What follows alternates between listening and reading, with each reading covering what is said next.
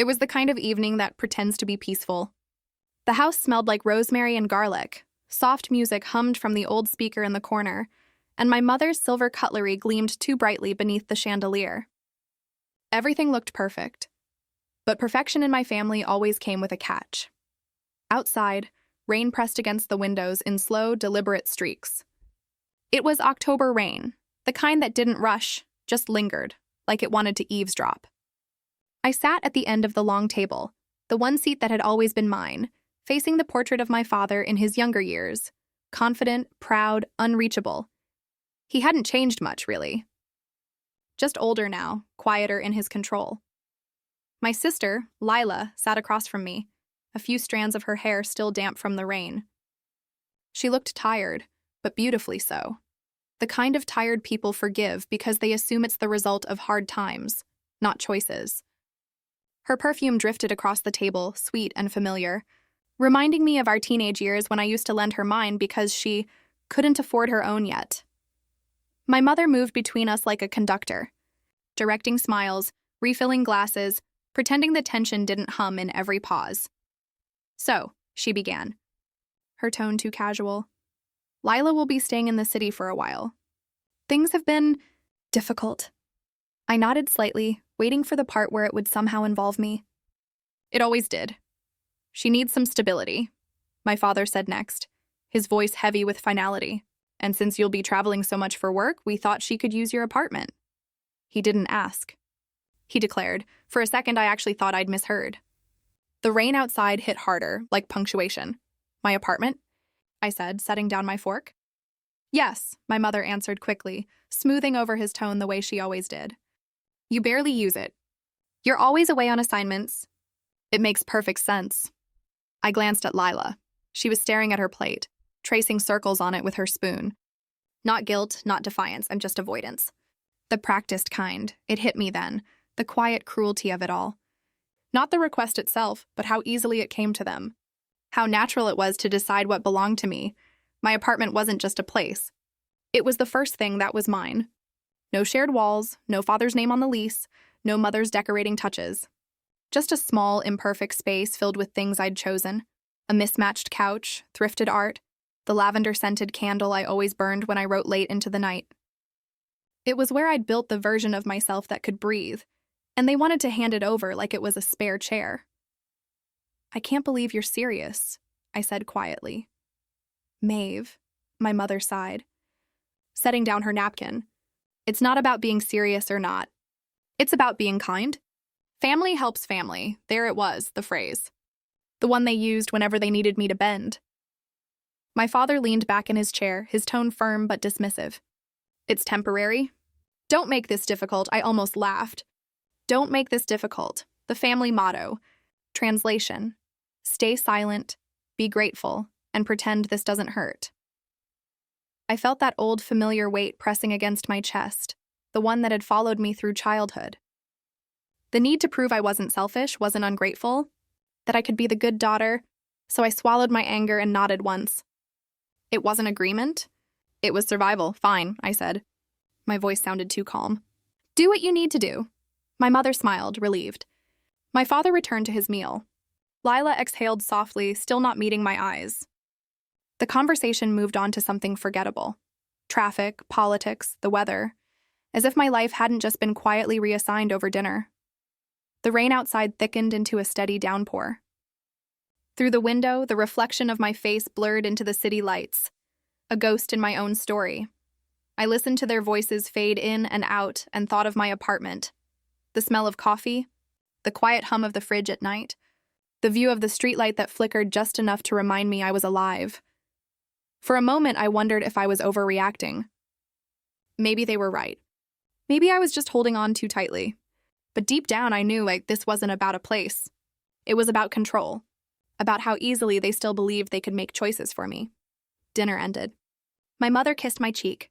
My father patted my shoulder like I'd agreed to something noble. And Lila whispered a soft, "Thanks," that I pretended not to hear. As I walked to my car, the rain caught my face like tears I didn't bother to wipe. I started the engine, but I didn't drive. I just sat there, the wipers moving back and forth, clearing a view of the same house I'd grown up in. Beautiful, polished, suffocating. In that moment, I made no decision. Not yet, but something in me had shifted, subtle but certain. A quiet voice whispered, "You're not theirs to assign anymore." And for the first time in years, I let myself believe it might be true. The morning after that dinner, I woke up before the sun. The city outside my window was still half asleep, headlights sliding across wet pavement, distant horns, the hum of something starting over. I made coffee without turning on the lights. The silence felt cleaner that way, less interrupted. My kitchen counter was cluttered with little pieces of my life, an unfinished article draft, a cracked mug, a wilted flower I'd meant to throw away. Ordinary things. But they felt sacred now, like proof that this space was mine, built from my choices, not borrowed ones. Then my phone lit up. Mom. Lila will come by tonight with a few things. Just give her the key, no greeting. No question, just expectation, wrapped in politeness, tied with guilt. For a moment, I just stared at the screen, the words bleeding into each other. There was no mention of if it's okay, no space for a reply. That's how it always was with my family. They gave instructions and called it love. I typed 3 words. I'll think about it. Then I deleted them. I set the phone down and walked to the window. The rain had stopped, leaving the glass fogged with the breath of the night before. Across the street, a bakery owner was pulling up his shutters. I watched him hum to himself, moving with small, deliberate joy, the kind that comes from owning your mornings. I wanted that. To own something as simple as the start of my day without it being taken, assigned, or negotiated. By noon, the message from my mother had turned into a call. I let it ring. Then another. Then one from my father, his name flashing on the screen like a warning. When I finally answered, his voice came through sharp, irritated. "Maeve, what's going on? Your mother said you're ignoring her." "I'm not ignoring," I said quietly. "I'm thinking. What's there to think about?" He asked. "You won't even be here. It's just a key, just a key." I smiled bitterly. To him, keys never meant ownership, only access. "I don't know if I want someone living in my space," I said. "Your sister?" he corrected. "Don't be dramatic. She's family." There it was again, the word that always cut deeper than it should. Family, used like a chain instead of a bond. "I'll figure it out," I said finally. "I need some time," he sighed, that disappointed exhale I'd known since childhood. "Maeve, you always make things harder than they need to be." And just like that, the conversation ended. No goodbye, no pause. Just control, neatly folded into a father's tone. When I hung up, the quiet in the apartment felt heavy, but not suffocating. Not this time. I sat on the couch and looked around at the things that had become pieces of my independence. The framed photo of my first solo trip. The tiny scratch on the wall from when I'd moved the bookshelf by myself. The notes I'd written to remind myself to breathe, rest, stay kind. They wanted to turn this into temporary space, but every corner of it held pieces of my becoming. By late afternoon, the sky turned gray again. Wind moved through the streets like a warning. I brewed another coffee, sat by the window, and tried to convince myself to let it go, to just hand over the key and keep the peace. That's when the knock came. It was soft at first, hesitant. I assumed it was my mother, maybe Lila, early, as always. But when I opened the door, it wasn't either of them. A man stood there. Early 30s, tall, rainwater dripping from the ends of his hair. He looked lost but polite, holding a folder that had clearly seen better days. "Hi," he said, adjusting his grip on the folder. "I'm sorry, I think there's been a mistake. I was told this apartment was available for sublet." For a moment, I just stared at him. His words hovered in the air, strange and precise. I remembered something, an email from my landlord months ago about possibly listing the place if I ever traveled long-term. I never replied. But maybe he had. I should have told the man it was a misunderstanding. That it wasn't available. That this wasn't part of the plan. But something in me, something quiet and deeply tired, stopped me. "Who told you that?" I asked. "The building manager," he said. "I'm sorry, I can double-check. I just really need a place close to the hospital." His voice was steady, kind. Not entitled. Just human. I looked at him, then at the keys in the bowl by the door. My keys. The same ones my mother had told me to hand to Lila. For a second, I could almost hear her voice. Family helps family. But I wasn't sure that word meant what they thought it did anymore. So I said nothing. I just nodded slowly, my decision forming like a whisper in the back of my mind. Come back tonight, I told him. I'll let you know. He thanked me and disappeared down the hall, leaving behind the faint scent of rain and the echo of a choice I hadn't realized I'd already made. When I closed the door, I leaned against it, the metal cold against my back. It wasn't rebellion yet, not sublet. That evening, the city was restless. Wind pressed against the windows, carrying the scent of coming rain, that metallic warning in the air that always arrived before things broke open. I'd spent the day moving slowly, like someone living inside the outline of a decision she hadn't fully colored in yet. Every drawer I opened, every book I packed, felt like touching the edges of my past. The photo on the fridge of me and Lila at the beach, I took it down. We looked happy there, but I remembered how that day ended. Her crying because I wouldn't give her my necklace, my mother saying, "Maeve, you know how sensitive she is. Just let her have it."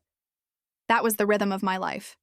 Give up a little piece of myself, again and again, until there was barely anything left. I made tea and sat by the window, watching the streetlights blink on. The phone buzzed again. My mother. Then my father. Then finally Lila. I didn't answer any of them. At exactly 8, there was a knock. Same sound. Same hesitation.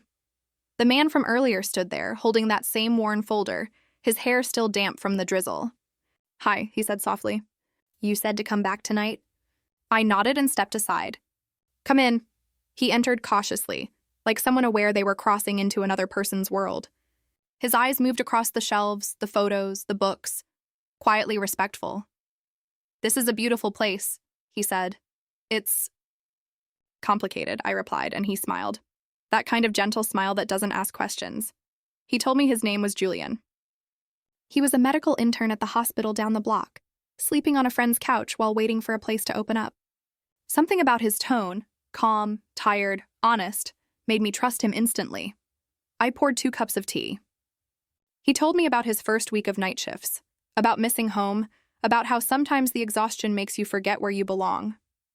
And I thought maybe that's why he's here. Maybe that's why I am too. At one point I asked, "Do you think people can reclaim what's theirs? After everyone's convinced them it's selfish to do so?" He looked at me for a long moment. "I think reclaiming what's yours is the opposite of selfish," he said. "It's survival," I smiled, but it trembled. Because it was the first time anyone had said that out loud. When he left, I handed him the spare key, the one my parents had told me to give to Lila. He hesitated. "Are you sure?" "Yes," I said. My voice didn't shake this time. "You need a place. And I need a line." He didn't understand the second part, not fully. But he nodded. "Thank you." When the door closed behind him, I stood there, staring at the empty hallway. The key-shaped space in the bowl felt like a small rebellion. I walked through my apartment slowly, touching the table, the bookshelf, the window latch, like saying goodbye, but not in sorrow. In strength, because this wasn't loss. It was reclamation. I turned off the lights one by one until only the warm lamp by the couch was left glowing. I sat there listening to the soft hum of the refrigerator, the faint sound of rain outside, and the deeper silence that follows a boundary being drawn. Then my phone buzzed again. "Mom," I answered this time. "Maeve, where is your sister's key?" "She's on her way." I closed my eyes, breathing in. "I gave it to someone who needed it." "What?" Her voice cracked. "Who?" "A stranger." The silence that followed was long and sharp. I could almost hear her disbelief stretching through the line. "You did what?" "She'll find another place," I said quietly. "She always does." "You'll all be fine. You've lost your mind," she whispered. "After everything we've done for you?" "Exactly," I interrupted softly. "After everything." I hung up before she could finish. Not in anger, in peace. Outside, thunder rolled low across the skyline. The sound didn't scare me anymore. I walked to the window, watching the reflection of my own face, calm, tired, but free. They would call me ungrateful, cold, reckless. But for the first time, I didn't care. Because the apartment wasn't the only thing they'd tried to take. It was my right to decide who I was. Now, with the key gone, I realized something strange. The moment I gave it away, the space truly became mine. The next morning, I woke to silence. No messages, no calls, no guilt waiting in the corner of my mind like a folded note I hadn't opened yet. Just sunlight slipping through the blinds, painting soft stripes across the floor. For a moment, I didn't move. I just lay there, listening, not for footsteps, not for my mother's voice, not for Lila's laughter echoing through the hall, but for my own breath. Even, steady mine. Then came the knock. 3 sharp taps. Familiar. Unmistakable. I opened the door halfway. My mother stood there, hair perfect, lips pressed tight, like she'd walked straight out of last night's disappointment into this morning's mission. Behind her, my father waited in the car, engine idling, not looking up. And next to her, of course, was Lila, suitcase in hand, face tilted in that practiced pout of helplessness. "Maeve," my mother said. Her tone was sweet, but it had an edge that could cut glass. "We're not going to have another scene. Just hand over the spare key and we'll be out of your way. I could have said it right there. I don't have it anymore." But I didn't rush. I stepped aside, letting them in. Because part of me wanted them to see what peace looked like. The apartment was spotless. My things neatly boxed, labeled calm. The air felt grounded somehow. Like it finally belonged to someone who lived here, not someone who was always making space for others. My mother's eyes darted to the small wooden bowl by the door, the one where the spare key used to rest. "Where is it?" she demanded. "I told you," I said quietly. "I gave it to someone else." Her face stiffened. "You gave your key, your family's key, to a stranger?" "Not my family's," I said. "Mine." Lila's eyes welled up immediately. "You're really doing this to me? You know I have nowhere to go." "That's not true," I said softly. "You've always had somewhere to go. You just like when it's mine." She flinched, and for a second I saw the little sister she used to be, the one who followed me around the house, clutching my arm, begging to sleep in my room. But then I remembered how easily that innocence had been used against me. The tears, the manipulation, the constant reshaping of my boundaries into doorways for everyone else to walk through. "You've changed," my mother whispered. As if it were an accusation. "Maybe," I said. "Or maybe I've just stopped apologizing for wanting peace." She shook her head, her disappointment rehearsed and flawless. "You'll regret this." "Families stick together," I smiled. "Then stick with her." There was a long silence. My mother's eyes flicked toward the living room, to the lamp still glowing warm beside the couch, to the half-empty mug of tea that Julian had left behind the night before. I could see it click in her mind. Someone else had been here. Someone I hadn't cleared with her. Her voice dropped. "You let a man stay here?" "I let a human being have a place to rest," I said. "That's more than I've ever been allowed." That was it. The final fracture. She turned to Lila, voice tight, sharp. "We're leaving." They stepped out, the door closing behind them with a quiet, deliberate click. Not slammed, not shouted. Just done. I stood there for a long while, hand resting on the doorknob, feeling the echo of their absence settle into the room. It was strange. The silence wasn't heavy anymore. It was light, spacious, like breathing after years underwater. A message came through my phone a few minutes later. From my father. "You hurt your mother. You went too far this time." I stared at it, then deleted it. No response. No explanation. Because healing, I realized, doesn't always sound like forgiveness. Sometimes it sounds like no reply at all. That evening, I lit a candle by the window. Small, flickering, golden. Not for them. For me, Julian stopped by to drop off the key. "I found a new place," he said, smiling. "But thank you for trusting me when you didn't have to." I looked at the key in his hand. I didn't take it back. "Keep it," I said. "Maybe one day someone else will need it." He hesitated, then nodded and left. When the door shut, the apartment felt different. Not smaller, freer. Like every object, every corner, had finally exhaled. I sat on the couch, the candle flickering beside me, and whispered the words I'd never said aloud. I'm not the family's anchor anymore. The rain began again, soft, rhythmic, like applause from the sky. I closed my eyes and let it play. For the first time, my silence wasn't submission. It was sanctuary.